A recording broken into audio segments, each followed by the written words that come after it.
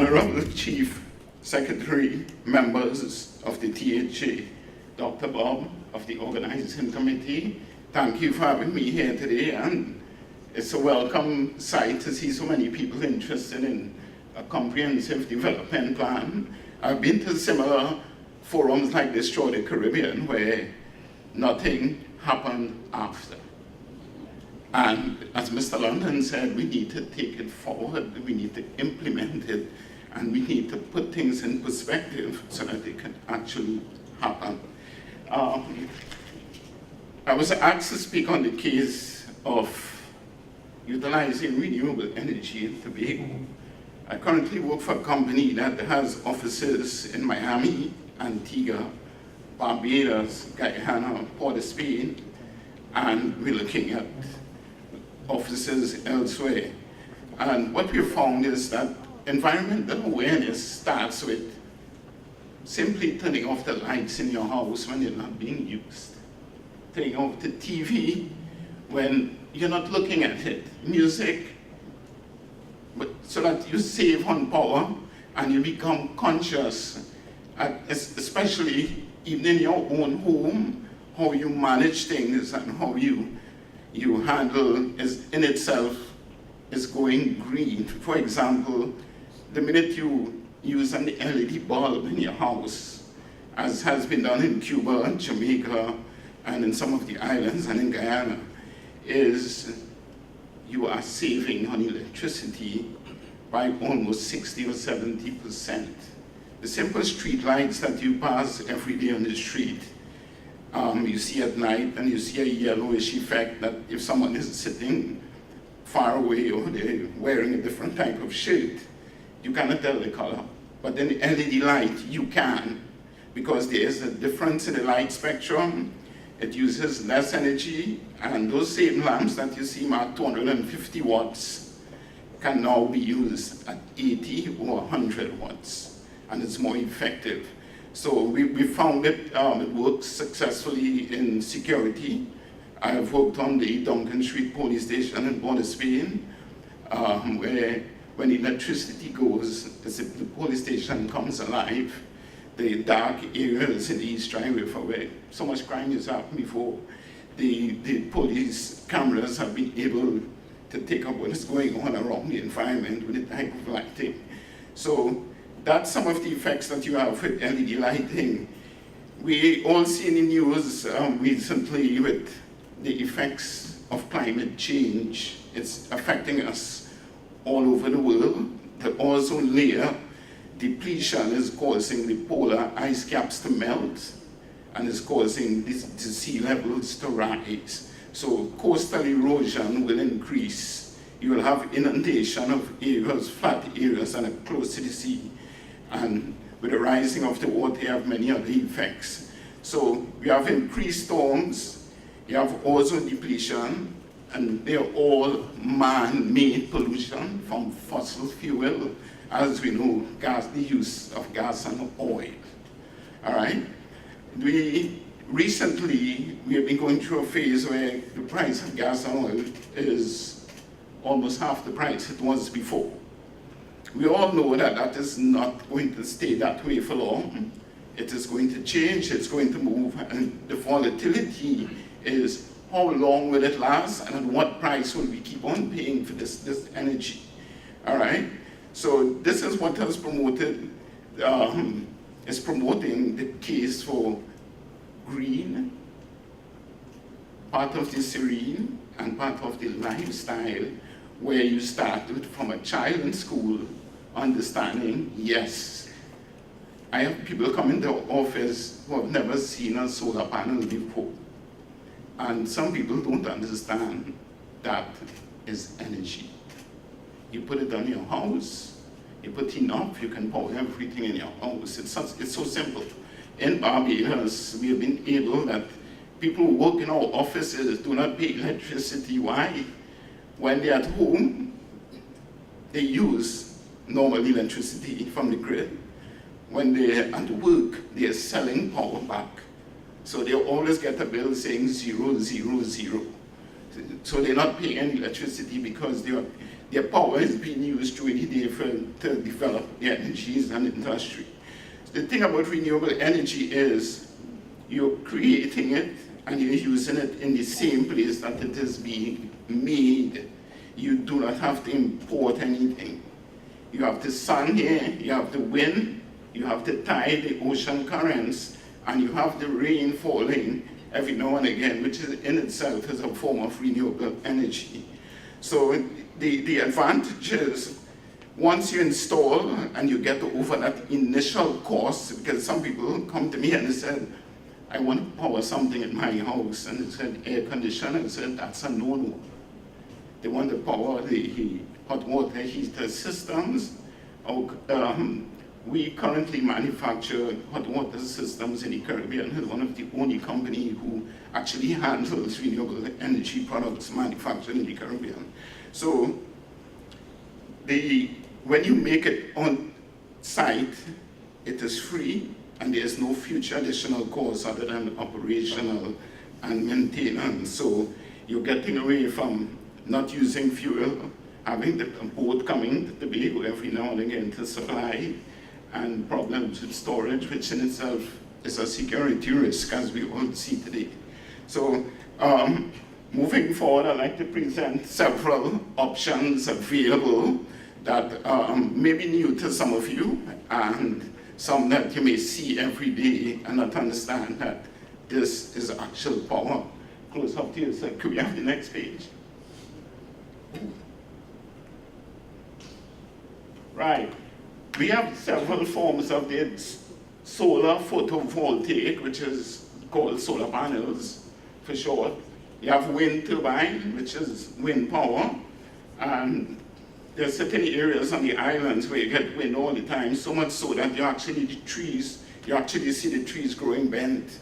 It's because over the period of time, the wind is constant. All right, you have thermal hot water heater systems, means you can now use the power of the sun to shower. Use hot water in your home, and it's all made by use the power of the sun, use a flat plate, and you get power from that. The LED street lighting and LED lighting in your home. I have a small example that I work with, which has been very instrumental of the islands in changing mindset of a lot of people, is that this was sold to some people in the Amazon where the literacy rate is less than 20%, where the children cannot study at night. And this is the effect of it. Okay? It is a light that can work when the current goes, it saves the power inside of it. So this is a simple, and this is something, if we introduce this, we can make this an everyday product. You could even start from the school environment so children can see this is energy being produced and being made, right?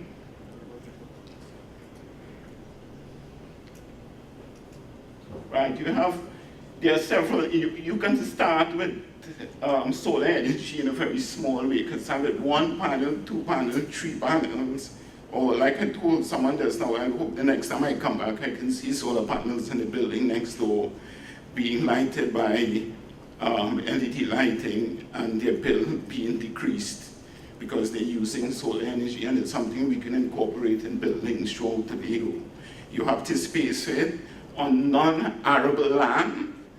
You can create your own solar farm. 1 megawatt of power can do almost 1,200 houses. All right, and that takes up about 3.5 to 4 acres of land, depending on how the system is designed. Okay, so that's very effective. Wind power. There are certain areas in Trinidad. We have the East Coast. You're passing there and you see the trees bent. The coconut trees are growing like this. It's because the wind has been constant and it's energy being wasted for centuries that no one has harnessed properly, including the power of the sun. All right, so you have wind. You can start small, from a small wind turbine to a very large one, and I would suggest this is something we can look at, because this is power day and night compared to solar when it's just during sun hours. All right? right? You have tidal energy marine current turbines. This is something is no longer experimental. It's been used in France for years, in Denmark, off the coast of a number of European countries, and working quite effective, because tidal current is also called moon power, meaning with the pull of the moon and the gravitational effect and the tide and the movement, you get the current moving and you get electricity being made from the turbines that will come on shore and power stuff, and this is constant.